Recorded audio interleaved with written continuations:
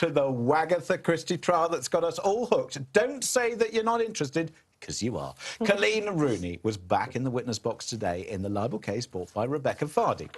Text messages were in the spotlight again, but this time it was Rebekah's text to Coleen that were apparently suspicious. Coleen revealed how seemingly friendly messages from Rebekah had raised suspicions that she was responsible for leaking stories to the press. The court heard Rebekah message Coleen to ask why she had unfollowed her on Instagram. Coleen said her children might have accidentally done it as a cover-up for what she was investigating. Coleen says that she didn't... You're still with me. She says that she didn't tell anyone about the sting operation, not even husband Wayne.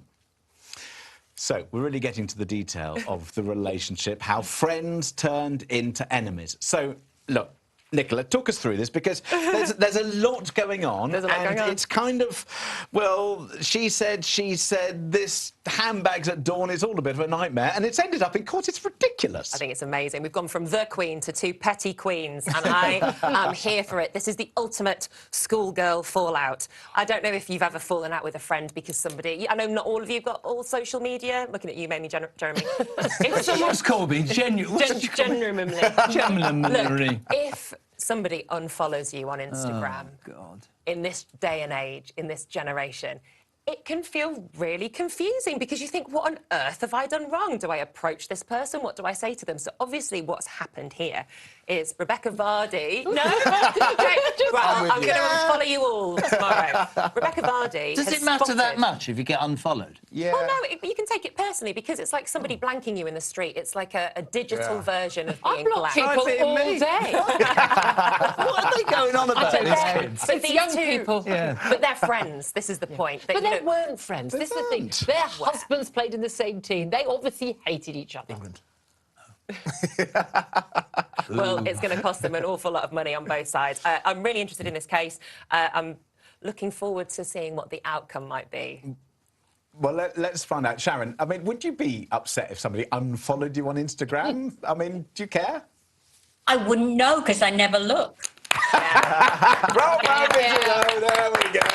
I don't know what you're clapping. You're in the youngsters. If you're going to monitor your site so closely that you see somebody's unfollowed you, it's like, oh, get a life. Yeah. And, I mean, that's the point, isn't it? Just get a life. Anyway, the court also heard how Rebekah first responded to Coleen's bombshell social media post accusing her of leaking stories to the press. So, shortly after Coleen posted it, she says Rebekah sent her a text. The fellow footballer's wife demanded, WTF, what is this? Coleen replied, you know what it is. Rebekah said, I've got no idea.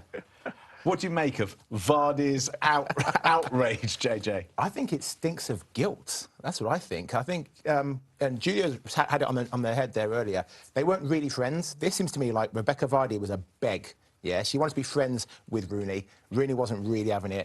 Sorry, what? A beg. A beg. She's a beg. Yeah, like begging to be friends with someone. Oh, begging to be friends. I thought it was learning something so weird. much tonight. I know. It's like every day's a school day. Anyway, so a beg. Vardy all right. was a beg. Rooney was the much more successful of the two wags. She was the one who was better known. Rooney wasn't doing anything like on TV. She wasn't doing dancing. I saw all these other reality TV shows to become more famous. She never did any of that. But Rebekah Vardy was always trying to become more famous and becoming that upper echelon of wag. So I think these texts really just show how insecure Rebekah Vardy was and how, yeah, Rooney is the queen bee there. I think it's what a sad, miserable world it must be. Not only to be that obsessed about that side of things, but also to live in a world where people are, giving stories about you and people want to know every little detail of your life. And you couldn't sort of have a tiff with your husband in a restaurant without it ending up on the front page of the newspapers. I think it must be really... I think it would turn you crazy if you didn't start crazy. Definitely. I think it's a completely toxic environment. And I've got a lot of sympathy for both of them, particularly Coleen, but also for Rebekah, like...